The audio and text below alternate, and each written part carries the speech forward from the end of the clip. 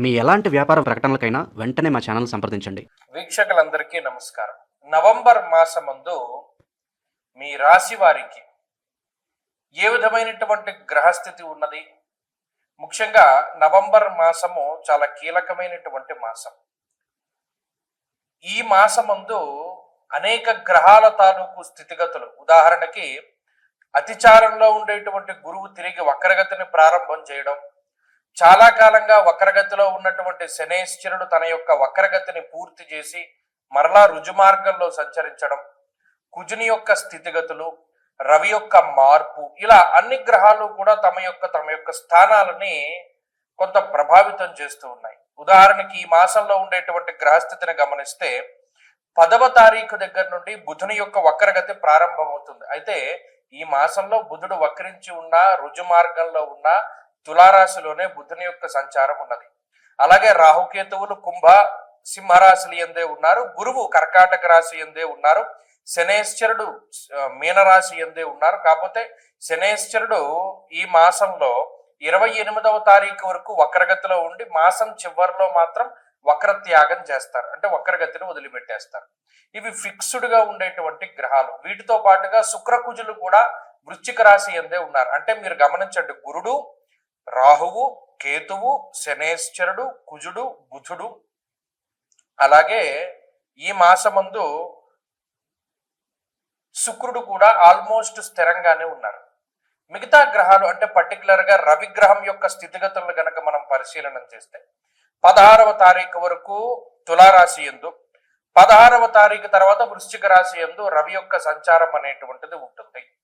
కాబట్టి ఈ మార్పు ప్రభావితం చెందిస్తూ ఉంటుంది.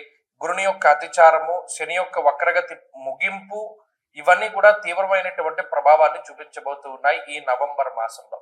కాబట్టి ఇటువంటి గ్రహ సంచారాన్ని అనుసరించి మీ రాశి వారికి ఏ విధమైనటువంటి ఫలితాలు కలగబోతూ ఉన్నాయి అనేటువంటి విషయాన్ని చాలా క్లుప్తంగా ఈ వీడియోలో మనం తెలుసుకునేటువంటి ప్రయత్నం చేద్దాం. మకర రాశి వారికి నవంబర్ మాసము చాలా అద్భుతమైనటువంటి మాసంగా మనం చెప్పుకోవచ్చును.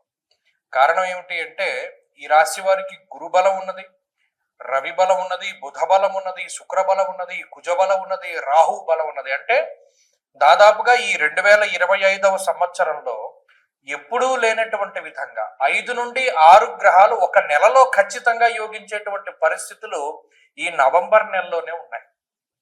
గత 3-4 మాసాలుగా మీరు వీడియోలు చూసే ఉంటారు. దాంట్లో నేను నిక్కచ్చిగా చెప్పేశాను, ఏమని బాగాలేదండి, గ్రహస్థితి బాగాలేదు, మాస ఫలితాన్ని బట్టి వార ఫలితాలు వస్తాయి, కాబట్టి వారంలో కూడా నేను బాగాలేదని చెప్పిన సందర్భాలు ఉన్నాయి.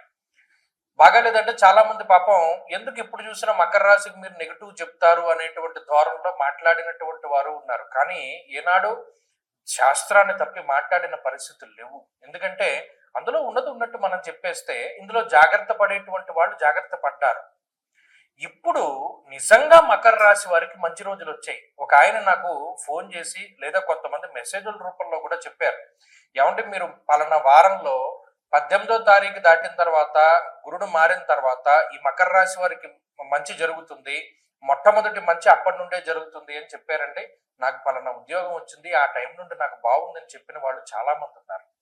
అలాగే ఈ మాసంలో 5 నుండి 6 గ్రహాలు యోగించడం అనేటువంటిది ఏమి మామూలు విషయం కాదు, చాలా అద్భుతమైనటువంటి విషయం.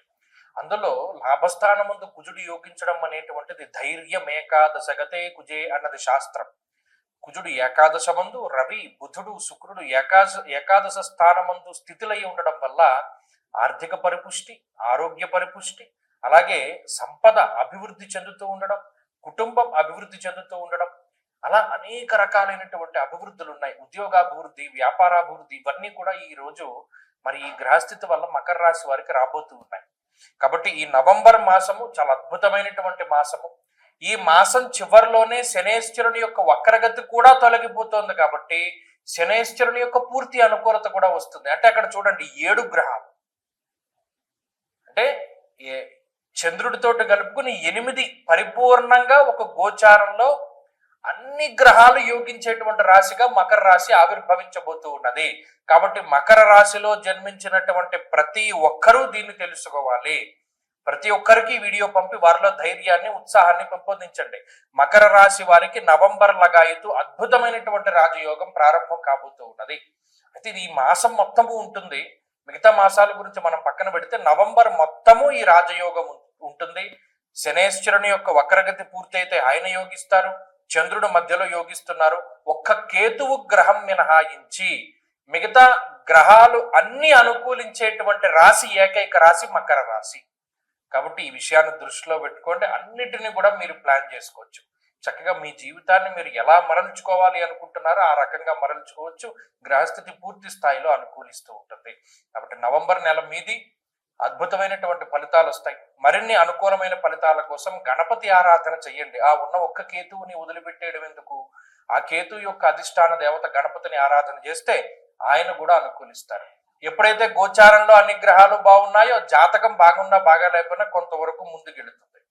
జాతకం కూడా బాగుంటే మహారాజ యోగ దశ నడుస్తుంది. కాబట్టి ఈ విషయాన్ని దృష్టిలో పెట్టుకో. ఈ ఆశ్వీజ కార్తీకాల్లో ముహూర్తాలు ఉంటాయి. ప్రత్యేకించి నవంబర్ నెలలో ఉండేటువంటి పెళ్లి ముహూర్తాలు అంటే నిజంగా కార్తీక మాసంలో ఉండేటువంటి పెళ్లి ముహూర్తాలు అత్యంత బలమైనటువంటి పెళ్లి ముహూర్తాలు. దాంట్లో ఏమాత్రం సందేహం లేదు. అయితే చాలా మంది నన్ను అంటే ఈ మధ్యకాలంలో నేను ఎక్కువ విన్నా, ఎందుకంటే ఇప్పుడు ఈ ఆగస్టు నెలలో పెళ్లి కుదుర్చుకుని అక్టోబర్ నవంబర్లో పెళ్లి చేసుకుందామండి, మా వాళ్ళేమో విదేశాల్లో ఉన్నారు, అక్కడ నుండి టికెట్లు బుక్ చేసుకోవాలి.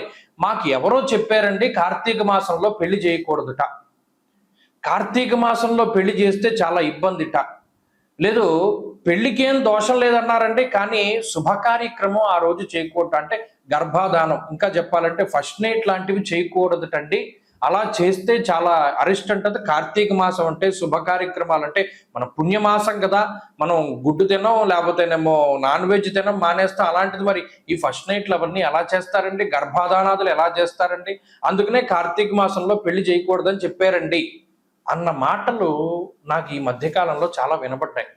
విస్మయానికి గురయ్యాను నేను. ఏమిటిది ఇంత వ్యతిరేకమైన ప్రచారం కనబడుతోంది. ఇంకొక ప్రచారం కూడా కనపడింది. అది ఇంకో వీడియో చేద్దాం అనుకున్నాను కానీ దానికి అంత అవసరం లేదు. ఏమంటే పెద్దవాళ్ళు పైన ఉండాలి, చిన్నవాళ్ళు కింద ఉండాలి తండ్రి ఇంట్లోనూ. మా ఊర్లో అందరూ చెప్పుకుంటున్నారు పెద్దవాళ్ళు పైనే ఉండాలి, చిన్నవాళ్ళు కింద ఉండాలంటే అలా లేకపోతే అరిష్టం జరుగుతుందిట అని. ఇదేంటమ్మా ఇలాంటి వింత పోకళ్ళు ఎక్కడి నుండి వస్తున్నాయి? మీకు ఒక చిన్న సూక్ష్మం చెప్తాను వినండి. ఇప్పుడు పెద్దవాళ్ళ భుజాల మీదకి ఎక్కి పిల్లలు ఆడుకుంటారు, అవునా కదా అని అడిగాను. అవునండి, పెద్దవాళ్ళ భుజాల మీద ఎక్కి చిన్న పిల్లలు ఆడుకుంటారు. అంటే అప్పుడు పెద్దవాళ్ళు ఎక్కడున్నారు? కింద ఉన్నారు. పిల్లలు ఎక్కడున్నారు? పైన ఉన్నారు. అంటే పెద్దవాళ్ళు కింద ఉండాలి, చిన్నవాళ్ళు పైన ఉండాలి. అంటే గ్రౌండ్ ఫ్లోర్లో తండ్రి గారు, పై ఫ్లోర్లో అన్నగారు, పై ఫ్లోర్లో తమ్ముడు, ఆ పై ఫ్లోర్లో అందరికన్నా చిన్న తమ్ముడు, అలా ఉండొచ్చు. ఇంకొక రకంగా అసలు ఈ శాస్త్రం ఎందుకు పెట్టారండి అంటే పెద్దవాళ్ళు వయసులో పెద్దవాళ్ళు కాబట్టి మెట్లెక్కి అన్ని ఫ్లోర్లు పైకి ఎక్కలేరు కాబట్టి వారు కిందే ఉంటారు. వచ్చిన వాళ్ళ గురించి వాళ్ళు ఆరా తీస్తూ ఉంటారు. పెద్దవాళ్ళు కాబట్టి అన్ని విషయాలు తెలుస్తాయని వాళ్ళని కింద పెట్టారు. చిన్నవాళ్ళు పైకెక్కగలరు, శరీరం సహకరిస్తుంది కాబట్టి పైన ఉండాలి అన్నది కూడా వాస్తులో మర్మం. దీన్ని మార్చేసి పెద్దవాళ్ళు పైన ఉండాలి, చిన్నవాళ్ళు కింద ఉండాలని మొదలుపెట్టారు. ఇది నేను ఆశ్చర్యపోయినటువంటి విషయం. ఇంకొకటి ఈ కార్తీక మాసంలో పెళ్లి చేయకూడదటండి, పెళ్లి చేసినా కూడా ఈ శుభకార్యం చేయకూడదటండి అని మొదలుపెట్టారు. ఎవడు ప్రచారం చేస్తున్నాడు ఇవన్నీను? తప్పు కదా. ఇప్పుడు ఒక విషయం చెప్తాను, గుర్తుపెట్టుకోండి. కార్తీక మాసము అన్నది నా కార్తీక సమో మాస, అసలు దాంతో సమానమైనటువంటి మాసం లేదు. దేనికి? దానం చేయడానికి. కన్యాదానంలో ఒక సంకల్పం చెప్తారు. దశా పూర్వేషాం దశా పరేషాం మద్వంశానాం మాతృవంశానాం పితృ నరకాతుత్తీర్య శాశ్వత స్వర్గలోక ప్రాప్త్యర్థం కన్యాదానం అహంకరిష్యే అని చెప్పి ఆ కన్యాదాత సంకల్పం చెప్తాడు. అంటే ఏంటి? ఇటు దశాపూర్వేశాం దశాపరేషాం అంటే 10 తరాల ముందు 10 తరాల తర్వాత ఉన్నటువంటి వాళ్ళు ధరించిపోవడానికి ఈ కన్యాదానం చేస్తున్నాను నేను. సాలంకృత సహిరణ్యోదక కన్యాదానం అహంకరిష్యే, అలంకారం చేసి కన్యాం కనక సంపన్నాం కనకాభరణేర్యుతాం అంటే అంత కనకాభరణాలతో కూడా అలంకారం చేసి దానం చేస్తున్నాను అంటే ఎంత ధరించిపోతారు. ఒక బంగారం దానం చేయడమే చాలా కష్టం ఈ రోజుల్లో. అలాంటిది అన్ని కాసుల బంగారము, అంతకన్నా విలువైనటువంటి అమ్మాయిని దానం చేస్తే కలియుగంలో, అందులోనూ కార్తీక మాసంలో ఈ 21 తరాల వాళ్ళు ఎంత ధరించిపోతారు. ఈ విషయాన్ని మానేసి కన్యాదానం చేయకూడదు లేదా పెళ్లి చేయకూడదు అనేటువంటి ధోరణి రావడం అనేటువంటిది చాలా పొరపాటు. కాబట్టి అది తప్పు.